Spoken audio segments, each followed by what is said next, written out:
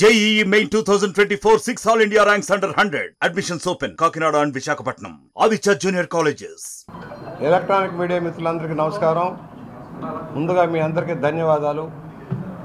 5 సంవత్సరాల సుదీర్ఘ రాజకీయ పోరాటంలో ఒక రాక్షస ప్రభుత్వాన్ని కూలదోయటంలో మీ అందరి పాత్ర కూడా మరోలేంది. ప్రజాభిప్రాయాన్ని వెలుగులోకి తేవటంలోనూ ప్రజల యొక్క మనసుల్ని అర్థం చేసుకొని ఏ విధమైన ప్రభుత్వం రావాలని కోరుకున్నారో దానికి దోహదపడ్డ మీ అందరికీ ధన్యవాదాలు. ఒక బ్రహ్మాండమైన విజయాన్ని అందించి రాష్ట్రాన్ని కాపాడుకుంటున్న యావదాంధ్ర తెలుగు జాతి ప్రజలందరికీ దేశ విదేశాల్లో ఉండి మద్దతు తెలిపిన అందరికీ కూడా ధన్యవాదాలు తెలియజేస్తా ఉన్నాం. ఒక్కసారి అవకాశం ఇవ్వండి చెప్పి అధికారంలోకి వచ్చిన జగన్మోహన్ రెడ్డి విశృంఖల విధానాల ద్వారా రాష్ట్రాన్ని చిన్నాభిన్నం చేసి ఆర్థిక వ్యవస్థని నట్టేట ముంచి అన్ని వర్గాల ప్రజలకి తీవ్ర అన్యాయం చేసిన పరిస్థితుల్లో ఒక భయానక పరిస్థితి నియంత పరిపాలనలో ఉన్న విధానాలలాగా సాగినది. దాన్ని ఎదుర్కొని పోరాటం చేసిన తెలుగుదేశం పార్టీ, జనసేన, బీజేపీ నాయకులకి, కార్యకర్తలకు అందరికీ అభినందనలు. మాట ఇవ్వటమే కాదు, నిలబెట్టుకోవడం ప్రధానం. ఎన్నెన్నో వాగ్దానాలు చేసిన జగన్మోహన్ రెడ్డి నవరత్నాల పేరుతో మోసం చేశాడు, ప్రజల్ని ఇక్కట్ల పాలు చేశాడు. ఏ మాట నిలబెట్టుకోవటంలా సంపూర్ణ మద్యపాన నిషేధం అన్నాడు, మద్యపానం ద్వారా దోపిడీ చేశాడు. మైనింగ్ పాలసీలో దోపిడీ చేశాడు. అమరావతి రాజధాని దగా చేశాడు. ఇవాళ 3,000 రూపాయలు పెన్షన్ పెంచుతానని 5 ఏళ్లకు కానీ పెంచలేదు. ఈ విధమైన మాట తప్పి మడం తిప్పిన మనిషి జగన్మోహన్ రెడ్డి. దానికి భిన్నంగా ఇవాళ ఎన్డీఏ ప్రభుత్వం రాష్ట్రంలో అధికారంలోకి వచ్చింది. చంద్రబాబు నాయుడు గారి నాయకత్వంలో, పవన్ కళ్యాణ్ గారు, మోడీ గారి సారథ్యంలో ఈ ప్రభుత్వం ఏర్పాటైంది. ఏదైతే ఎన్నికల ముందు వాగ్దానాలు చేశామో, ప్రజలకి 6 పాయింట్ ఫార్ములా పెట్టామో, దాన్ని ఇవాళ అమలు చేసే విధానంలో ముందుకు సాగుతూ ఉన్నాం. ఒకవైపు ఆర్థికమైన ఇబ్బందులు ఉన్నాయి, అనేక అవరోధాలు ఉన్నాయి, అభివృద్ధి లేదు, సంక్షేమం గాలిలో కొట్టుకుపోయింది, అవినీతి విశృంఖలంగా నడిచిపోయింది, అధికార గణం తప్పుదారిలో నడిచారు. ఫలితంగా తెలుగు జాతి నష్టపోయింది. ఉద్యోగాలు లేక, ఉపాధి లేక, ఏం చేయాలో తెలియని అగమ్యగోచర పరిస్థితి. దానికి భిన్నంగా ఈ రోజున ఏ మాట అయితే చెప్పామో దాన్ని ఈరోజు అమలు చేయడం కోసం ముఖ్యమంత్రిగా చంద్రబాబు నాయుడు గారు నిర్ణయాలు తీశారు. ఒకటి, నిరుద్యోగ యువత కోసం ఏనాడు లేనన్ని పోస్టులు, 16,000 పైచిలకు పోస్టులు ఇవాళ సెలక్షన్ కమిషన్కి అప్పచెప్పి డిసెంబర్ లోపల భర్తీ చేయాలని, ఉపాధ్యాయ పోస్టులు అన్నీ కూడా. ఇది ఒక చరిత్ర, మరో చరిత్ర. ఇచ్చిన మాట నిలబెట్టుకోవడం, ఆర్థిక పరిస్థితి ఎలా ఉన్నా కూడా ఇచ్చిన మాట నిలబెట్టుకోవడం కోసం చేసిన కృషి ఇది. డిసెంబర్ లోపల కంప్లీట్ చేయాలని ఇవాళ జీవో మొదటి సంతకం పెట్టారు. నిరుద్యోగ యువతకి 5 సంవత్సరాల్లో సంవత్సరానికి 2 లక్షల రూపాయలు, 2 లక్షల మంది చొప్పున ఉద్యోగాలు కల్పించాలన్న లక్ష్యాన్ని ముందు పెట్టుకొని సాగుతూ ఉంది. అలాగే పెన్షన్, గతంలో జగన్మోహన్ రెడ్డి 3,000 పెన్షన్ ఇస్తానని దగా చేశాడు. అదే తెలుగుదేశం హయాంలో 2,000 రూపాయలు పెన్షన్ ఇచ్చి పాత దాంతో కలిపి 5,000 రూపాయలు ఆ రోజు ఇచ్చాం. అయినా ప్రజలు జగన్మోహన్ రెడ్డిని నమ్మి మోసపోయారు. ఇవాళ అధికారంలోకి వచ్చిన రోజునే జీవో నెంబర్ 43 13/6/2004 ఫస్ట్ జీవో ఇవాళ పెన్షన్లు పెంచుతూ 3,000 రూపాయలు నుంచి 4,000 రూపాయలు ఒకేసారి 4,000 రూపాయలు కాకుండా ఏప్రిల్ నుంచి కూడా ఇచ్చేలాగా 7,000 రూపాయలు ప్రతి పెన్షన్దారికి ఇచ్చేయాలంటే నిర్ణయం వాళ్ళ అమలు జరుగుతూ ఉంది. అలాగే వికలాంగులకు 6,000, అలాగే కుష్టి వ్యాధిగ్రస్తులకు కానీ, పూర్తి డిజేబుల్డ్గా ఉన్న వాళ్ళకి కానీ భారీ ఎత్తున పెన్షన్లు పెరిగినాయి. 13 రకాల పెన్షన్లు ఉన్నాయి. 13 రకాల పెన్షన్లు కూడా ఇవాళ 66 లక్షల మంది లబ్ధిదారులు ఉన్నారు. అందరికీ దీనివల్ల లబ్ధి చేకూరిపోతూ ఉంది. మాట తప్పలేదు, మడం చెప్పకుండా చంద్రబాబు గారి నాయకత్వంలో ఈ రోజున ఈ నిర్ణయం తీసుకోవడం జరిగింది. ఇవాళ దానిలో భారీ ఎత్తున ఉన్నాయి. ఇవాళ జీవోల ప్రకారం చూస్తే కొంతమందికి 15,000 రూపాయలు కూడా పెన్షన్ రాబోతుంది, కొంతమందికి 10,000 రూపాయలు పెన్షన్ రాబోతుంది. కళాకారులకి అందరికీ కూడా ఇవాళ దీనివల్ల ఓల్డ్ ఏజ్ పెన్షన్స్, విడో పెన్షన్లు, వేవర్ పెన్షన్లు, toddy tappers, fishermen, single women, traditional cobblers, transgenders, ART, డప్పు ఆర్టిస్టులు, పెన్షన్ టు ఆర్టిస్టు, ఇలాగా ఇన్ని రకాల పెన్షన్లు ఈరోజు అమలు అవుతున్నాయి. ఎందుకంటే ఇంత భారీగా ప్రజలను ఆదుకోవటం, కిడ్నీ వ్యాధిగ్రస్తులు కావచ్చు, అనేక దీర్ఘకాలిక వ్యాధులతో బాధపడుతున్న వాళ్ళు కావచ్చు, భారీ ఎత్తున సహాయం అందబోతూ ఉంది. ఈ రోజున అన్నా క్యాంటీన్, పేదవాడికి పట్టెడు అన్నం పెట్టడం కోసం అన్నా క్యాంటీన్లు పెట్టాం. 5 రూపాయలకే మంచి భోజనం పెట్టాం. పేదలకు అండగా నిలబడ్డాం. ఈ దుర్మార్గపు జగన్మోహన్ రెడ్డి వాటిని రద్దు చేశాడు. తిరిగి అన్నా క్యాంటీన్ల పునరుద్ధరణకి ఇవాళ నిర్ణయం తీసుకున్నారు. ఎందుకంటే ప్రజలకి తక్కువ ధరలో ఆహారం అందించే లక్ష్యంలో ఆ కార్యక్రమం. దాన్ని విస్తృతపరుస్తాం. ఇంకా వివిధ ప్రాంతాలకి చేర్చేలాగా ఆ కార్యక్రమం కూడా అమలు చేయబోతున్నాం. ఇవాళ మేము ఒకటే చెబుతున్నాం, మాట ఇవ్వటం కాదు, అమలు చేయటం. ఆ విధానంలో ఇవాళ ప్రభుత్వం వెళ్తుంది.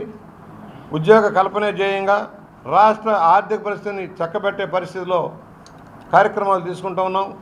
మరోవైపు ఎవరైతే దోషులు ఉన్నారో, విశృంఖలంగా వ్యవహరించి అవినీతికి పాల్పడి రాష్ట్రాన్ని చిన్నాభిన్నం చేసి దోచుకున్నారో వాళ్ళందరూ భర్తం పట్టాల్సిన పరిస్థితి ఉంది.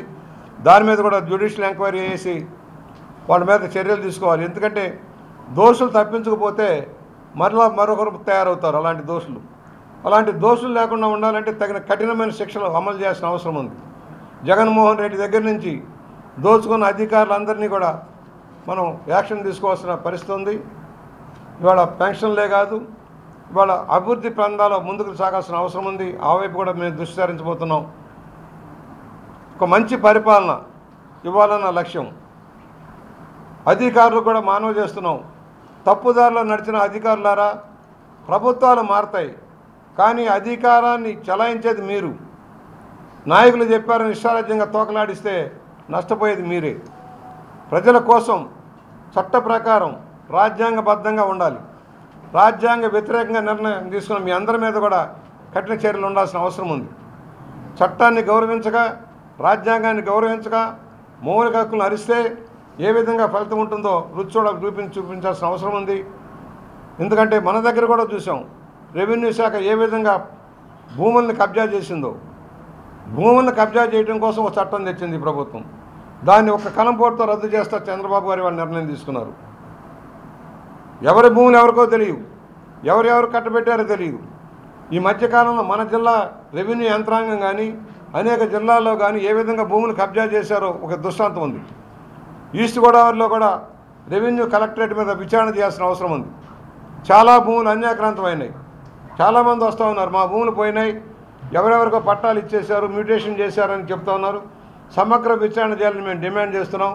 అలాంటి కలెక్టర్ల మీద, అధికారుల మీద చర్యలు తీసుకోవాలి. ఎంఆర్ఓలు కానీ బీఆర్ఓలు కానీ ఎవరైతే తప్పుడు డాక్యుమెంట్లు సృష్టించి అసలైన లబ్ధిదారులకు దగా చేసి కొంతమంది అధికార పక్ష నాయకులకు ఒత్తాసు పలికి తప్పులు చేశారో వాళ్ళందరినీ శిక్షించాల్సిన అవసరం ఉంది. వాళ్ళు అందుకనే మొదటగా 4 ఫైల్ దస్తాల మీద సంతకాలు పెట్టి ఇవాళ అమలు చేస్తూ ఉన్నాం. భవిష్యత్తులో ప్రజలకు అవసరమైన చట్టాలను రూపుదిద్దుతాం, సక్రమైన పరిపాలన అందిస్తాం, శాంతి భద్రతలు కాపాడుతాం, గంజాయి లాంటి మహమ్మారి నుంచి, మత్తు పదార్థాల నుంచి విముక్తి కల్పించేలాగా కార్యాచరణ తీసుకుంటాం. రాష్ట్రానికి పేద ప్రజల బతుకుల్లో వెలుగులు నింపడమే లక్ష్యంగా, పేదరిక నిర్మూలన లక్ష్యంగా, అన్ని రంగాల అభివృద్ధి, సమగ్ర అభివృద్ధి ధ్యేయంగా ముందుకు వెళ్లాల్సిన అవసరం ఉంది. ఆ వైపు అందరం కూడా దృష్టి సారిస్తామని సవినయంగా మనవి చేస్తూ, ఇంత బ్రహ్మాండమైన మ్యాండేట్ ఇచ్చారు. మీ అందరికీ మేము రుణపడి ఉన్నాం. మీ రుణం మంచి సేవ ద్వారా, సేవా లక్ష్యంలో పనిచేసి సంక్షేమం కానీ అభివృద్ధి కానీ 2 కళ్ళుగా తీసుకొని ప్రతి ఒక్కరికి అండగా నిలబడటం, ముఖ్యంగా అణగారిన వర్గాలకి, పేద వర్గాలకి, బాధితుల పక్షాన్ని నిలబడతామని సవినయంగా మనవి చేస్తూ ఉన్నాం.